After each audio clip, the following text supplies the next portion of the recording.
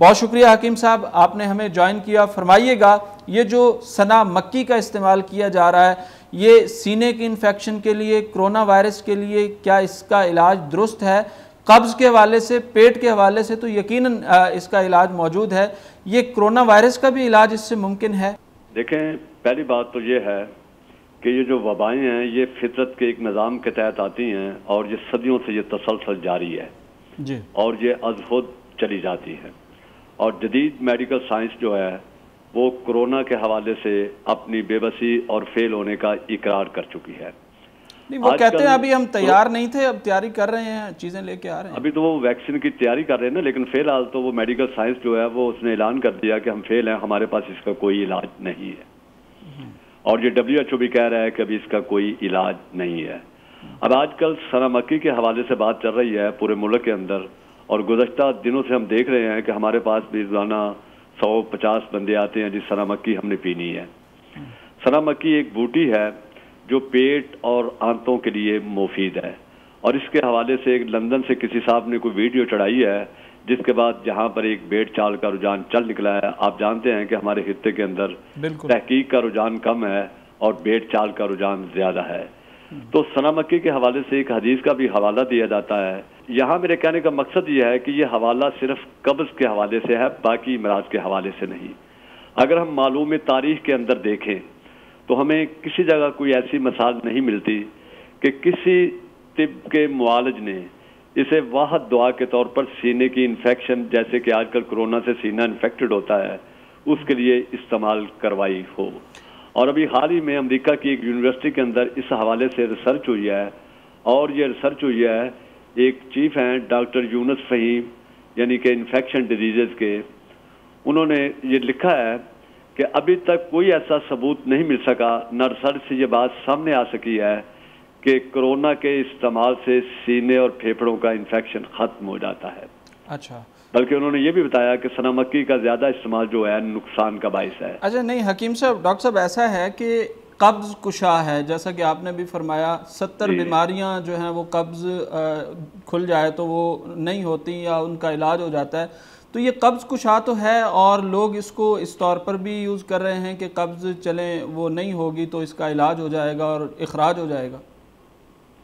देखें, जब हम सना मक्की का, हमारी जितनी भी देसी तिब की दवाइयाँ हैं उन सब में सना मक्की बतौर कब्ज़ कुशा अहम जुज़ के तौर पे इस्तेमाल होती है। लेकिन कोरोना का जो इन्फेक्शन है वो सीने के और फेफड़ों में होता है। अच्छा, वहाँ हमें कोई सना मक्की का कोई ऐसी तारीख के अंदर, हज़ारों सालों की तारीख में कोई ऐसी मिसाल नहीं मिली कि किसी मुआलिज ने भी सना मक्की को बतौर वाहद दुआ फेफड़ों या सीनों की इन्फेक्शन के लिए इस्तेमाल की हो। यानी हकीम साहब आप के अंदर एक आलमी मेयारात ये हैं कि किसी भी दवाई के लिए पहले ट्रायल होते हैं, तजर्बात होते हैं, उसके बाद उसकी स्टडी रिजल्ट नोट किया जाता है। यानी तो अभी जो इस पे कोरोना पे जो स्टडी हुई है अमेरिका के अंदर, एक मतलब पाकिस्तानी डॉक्टर है डॉक्टर फ़हीम यूनुस, वो वहाँ पर चीफ ऑफ इन्फेक्शन डिजीजेज हैं। तो उन्होंने ये बताया है कि अभी तक कोरोना के वायरस से बचाव के लिए सना मक्की के मुफीद होने का कोई सबूत नहीं मिला। अलबत्ता ऐसे सबूत ज़रूर मिले हैं कि इनके कसरत इस्तेमाल से नुकसानात सामने आए हैं। और ये हमने अपने मतब के अंदर भी देखा है कि जब ये ईद के बाद ये रुझान चला है सना मक्की का भेड़ चाल की तरह, तो बड़े सारे लोग आए कि जिन्होंने सना मक्की इस्तेमाल की और उन्हें फ़ायदे की बजाय नुकसान हुआ। देखिए, हर चीज़ का इस्तेमाल का जो ना एक तवाज़न होता है, एक स्टडी होती है कि किस लेवल पे इस्तेमाल करनी है। यहाँ लोग अंधाधुंध सना मक्की पी रहे हैं, जब ज़्यादा सना मक्की पी जाएगी तो इसके नतीजे के अंदर यकीनी तौर पर आंतों में खराश होगी, वज़न कम हो जाएगा, जोड़ों का दर्द बढ़ जाएगा और पेट के इमराज जन्म लेंगे। अब सवाल ये पैदा होता है, अहद रिसालत माब सल्लल्लाहु अलैहि वसल्लम के फरामीन को जब हम 1440 साल के बाद इम्प्लीमेंट करेंगे तो हमें उस पर, वो जड़ी बूटी है, वो कोई भी चीज़ है, तो हिकमत के पहलू से उसे देख लेना चाहिए, उसका इस्तेमाल का तरीका आज के दौर में क्या हो सकता है। नबी करीम के हवाले से जो हदीस है, जैसे कि मैंने पहले भी अर्ज किया है, वो है कब्ज़ के हवाले से पेट साफ करने के लिए बतौर जलाब आवर, उसके लिए तो हम इसे मुफीद मानते हैं। मैंने वैसे पहले भी कहा है कि तिब की तमाम दवाइयाँ जो कब्ज़ के लिए इस्तेमाल होती हैं, सना मक्की उनका अहम जुज़ है और ये आंतों की सफाई करती है। लेकिन कोरोना के हवाले से मैं बात कर रहा था कि कोरोना में चूंकि फेफड़े इन्फेक्ट होते हैं, सांस की तंगी होती है, इस हवाले से कोई सना मक्की का कोई रोल हमें अभी तक सामने नहीं आ सका तहकीक के इससे कोई फ़ायदा पहुंचा हो। इलाज क्या हो सकता है आपके यहाँ सना मक्की के अलावा? इलाज अब क्या तक जो रिसर्च सामने आई है उसके मुताबिक तो ये है कि जिन लोगों का इम्यून सिस्टम मजबूत है वो लोग इससे मुतासर नहीं होते और इसमें वो निकल जाते हैं। बल्कि ये भी है कि कुछ अरसे के बाद ये वायरस अपनी मुद्दत मुकम्मल करके खुद ही फना हो जाता है और वो लोग जिनका इम्यून सिस्टम क़ुव्वत मुदाफ़ियत बेहतर हो, नौजवान और सेहतमंद अफराद इस मसले से जल्द मतलब ये है कि वो बच जाते हैं और सेहतयाब हो जाते हैं। और अब तक की रिपोर्ट के मुताबिक 40% से ज़ायद लोग जो हैं वो कोरोना के मरीज सेहतयाब हो चुके हैं।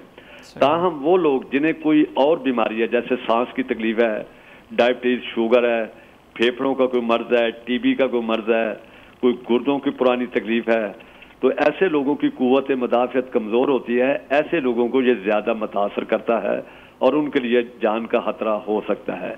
अभी तक जो सूरत हाल ये है कि वो पाकिस्तान के अंदर अक्सरियत, बल्कि बहुत बड़ी अक्सरियत जो है वो इस वबा से बच गई। और इससे बचने के लिए जो सबसे बेहतर तरीका है वो है इम्यून सिस्टम को मजबूत बनाना। देखिए, जिस्म के अंदर ये अल्लाह ताला ने एक कुदरती कुव्वत पैदा की है जिसे हम क़ुव्वत मुदाफ़ियत या क़ुव्वत मुदब्बरा बदन का नाम देते हैं। जब ये कमज़ोर होती है तो बीमारी हमला करती है। जिन लोगों के अंदर ये क़ुव्वत मजबूत है वो लोग इस मरज़ से बच जाते हैं।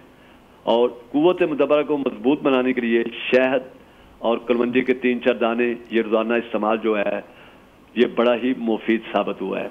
इसके अलावा अगर आप चाहते हैं कि क़ुव्वत मुदाफ़ियत को मजबूत बनाया जाए, इम्यून सिस्टम को मजबूत बनाया जाए, तो हमें अपने लाइफस्टाइल को नेचर के करीब करना होगा। हमें फितरती चीज़ें इस्तेमाल करनी होंगी। फितरती चीज़ें हैं फल और सब्जियां, दूध, ये कुदरती चीज़ें हैं, शहद। तो इन कुदरती चीज़ों से इंसानी जिस्म का जो इम्यून निज़ाम है वो बहुत बेहतर होता है और जिसका इम्यून सिस्टम मजबूत होगा बीमारी उस पर आसानी से हमला नहीं कर सकेगी।